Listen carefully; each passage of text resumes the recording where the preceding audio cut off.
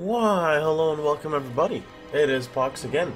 So for those of you guys who know and or do not know, Path of Exile is going to host a 1 month kind of like a flashback league like they did before, except it's going to include this league's mods in it as well. I think they designed it to be a little bit harder as well. It's starting on October 4th, so it's not for quite a while. But I am excited to play this one. One, because, you know, I haven't really played Path of Exile in quite a long time.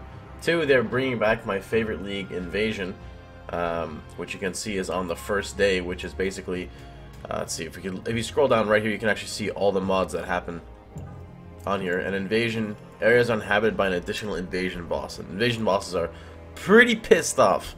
So anyway, I'm pretty excited to do this because the last flashback league they did, I didn't like the style of how they had it, and I actually didn't participate in it because of that. So for those of you guys who don't know, when the Path of Exile beta was happening for the Awakening, they decided to host Flashback League on the regular side, which there's nothing wrong with that, it's okay. But basically you were divided of either you play beta, which has a 100% different meta of you know, regular PoE, so it's like what? It was like a complete mindfuck. It was like playing two completely different games, and I didn't really like that aspect, so I didn't participate in it. But in this one, I'm pretty excited to do it, and I am going to be playing it most likely very casually. You know, I'm going to stop trying to race and compete and think I'm good, because obviously I haven't played the game in ages, so I'm clearly not good. But I want to show you guys a little bit of the build that I'm going to be doing. This is what I've got planned out for right now. I think it's a little bit unique.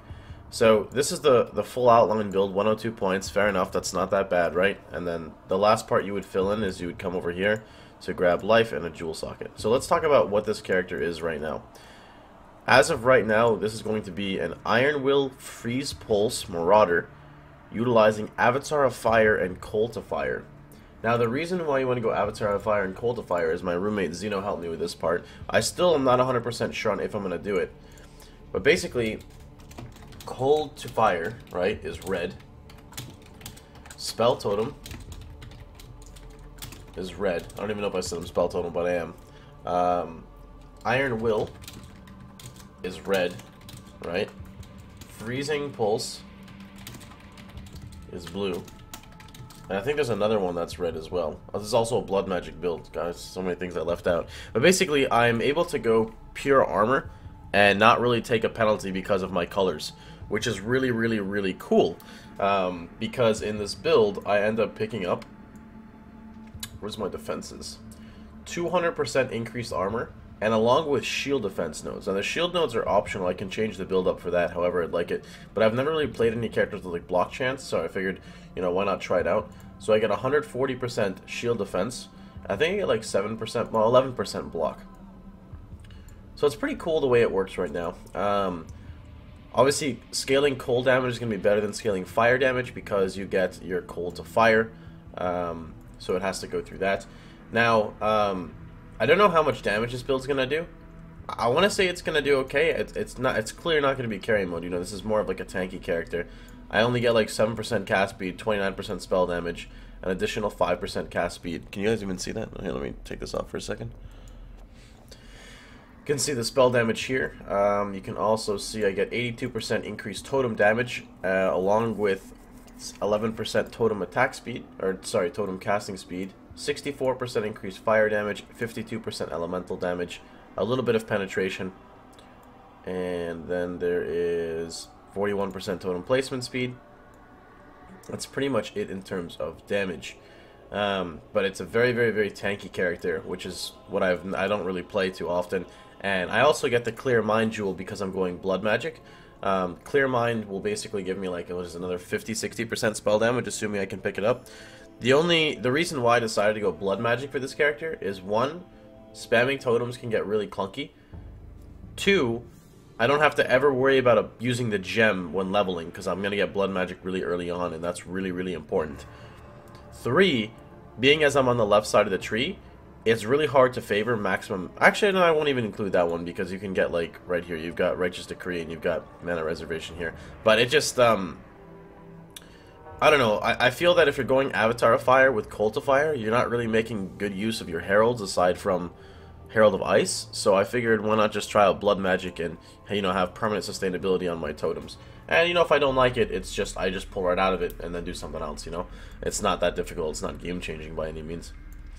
Because, like, I'm at 185% life, and I can still, like, move in here and grab the life here, and I'm literally right next to Scion as well with a jewel spot, so, you know, it's okay if I drop it. But yeah, so I'm pretty excited for how this character works. It's a really solid build as of right now. I also pick up 5 endurance charges, which is good, 6 if you include Oak, along with, you know, decent shield block, nothing too crazy. And then the 2 jewel sockets as well. We're gonna need, it's gonna be 3 when you get this one, but you need Clear Mind, and you also need to use what is it called? Rain of Splinters, to give Freeze Pulse kind of a little shotgun. If you don't have that, do not go Freeze Pulse totems. You need both of those. Now the other thing is, I do unfortunately have to level this character as Flame Totem, and here's why. So I'm actually gonna save this one. I'm gonna save this build right here. Is there a PoE URL option? Rip, there isn't. Confirmed. I'm just copying it. You guys get it like this. Alright, so that build's saved. I'm gonna put this into the WordPad. There you go. That's your build. Alright, so I'm going to go ahead and kind of like recreate this slowly and explain to you guys why you kind of need like Flame Totem. So we're going to start off and grab, you know, life and armor here. I like going down the regeneration route. You can take the maximum life. It's totally whatever, whoever wants what, or you can get them both. It doesn't hurt you at all. Grab your life here. I don't like exiting out of this way too much. I'm still a little skeptical about it. But I'll figure it out later if I like going out through this route. My roommate really likes this one. So I'm going to go ahead and branch probably through the jewel right away, because I can grab like 10% elemental damage and 3 flat mono regen per second. I know that mono regen per second is not very good, but the 10% LE damage is great when you have no damage on your character. Probably move up and grab Barbarism, and then we're going to move straight down 1, 2, grab our totem damage, totem placement speed, Iron Will, or Iron Wood, grab Blood Magic, grab Juggernaut, and now we pretty much don't want to touch damage anymore. So I actually changed this a little bit. There we go, it's this way. I changed it a little bit and I decided to take this routing because I can kind of change some stuff up. So this will allow me a better early game because I can grab Arsonist, and then you move up 1, 2, and then you can grab all your totem damage right here. Whoops, this way. Which I think is going to help tremendously as a Marauder who doesn't really get much damage. So I thought that was a really cool change. Then there's also your optional life regen right here, combat stamina. I don't really think you need it right now. I think your main priority is damage. So we're actually going to go up 1, 2, 3, 4. Now this connects you to your shield nodes here. This also connects you because you have your shield nodes right here. Furthermore, it also connects you to right here with Unrelenting, which is basically, it'll reduce the amount of life that your totems take from you, which for leveling early game using totems, I think is probably going to be pretty neat. So I'm most likely going to pick this up right away. And then again, you have your regen with combat stamina if you need to help sustain your totems. We're going to go ahead and click Devotion and actually come down through here, move up. For leveling purposes, you'll probably grab the fire damage in Celestial Judgment. When you're endgame, when you stop using Flame Totem, you're probably just going to use the regular elemental damage because this goes for cold and fire, and the cold is actually a bit higher than the fire because of the cold to fire jewel, or sorry, gem. We're going to move up here and we're going to grab Totem Placement Speed, Totem Damage, Ancestral Bond. From here, we're going to grab our Purity of Flesh because Chaos Res is very important in this league, and then we are probably going to move back in towards here. Yep. Grab Light of Divinity. This is nice cast speed since we don't have any. Sanctity, and then you pretty much just like fill in whatever. So of course you only go Avatar of Fire when you're actually swapping to, you know, full on like Freeze Pulse build. So I'll grab this around 85. Let's see, from here again you're gonna fill in, so you're gonna grab your Endurance Charge. You're gonna grab your Combat Stamina. You're gonna go ahead and pick up, let's see, extra life and armor there. I'm gonna go ahead and try out Block because I've never really done it before, and I think, you know, mitigation is always really, really important. Let's see, there we go. Badoop. And that's 98. Now, I do believe, if I remember right, Freeze Pulse requires Dex and Int. I don't know if it requires that much in because I already have 84. The dex I can put in here, and then I can work my way until I get something else set up. Now you've also got your option here, so there's another jewel there, and you can swap that to either strength or int. That's totally up to you.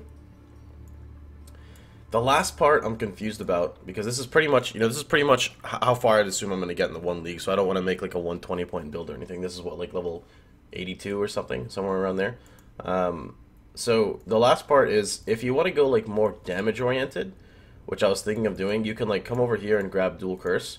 But as a totem build, I don't even know if like I need my ring that badly, so I might just go whatever the ring is called that allows dual curse.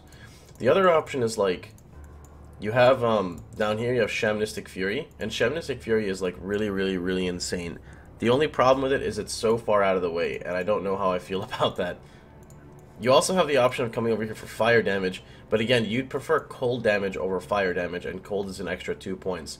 If the cold damage was right here, I would probably absolutely take it. But because this is fire, I don't really know. You know what? Then again, I don't really know, because this adds cold penetration, which I don't need. This is fire penetration, so I might have to justify actually coming over here and grabbing like 1, 2 here, and then picking up Breath of Flame. I might change it like this. Man, you can never have a set in stone build because everything always changes. And that's 115 at 196, but then I don't get Constitution in this area. So, again, it goes up and down with how you kind of want to play the character, but I'm pretty excited for it. Also, for people who want to know why I don't get Celestial Punishment, I'm not a critical build, which means since I'm not a critical build and I don't have many ways of inflicting status ailments, I'm probably not going to have good uptime on Celestial Punishment. But if I can, if I notice that I am, then I'll absolutely pick it up. But that's pretty much going to be the build for you guys. It's just a kind of like a rough sketch of what I'd be doing. What I'll be doing, and of course anything is scheduled to change. I think I covered majority of points on the tree here. Let me see. Keystones, auras, spells, curses.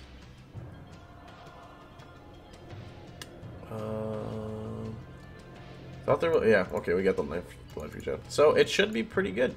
I don't know necessarily if I have to use any uniques either. And of course, if you decide to go like a staff or something, then you can always drop out of your shield defense nodes and you can spec the proper way. You can like come in through here like this, 1, 2, 3, 4 or something, drop unrelenting and you'll be fine.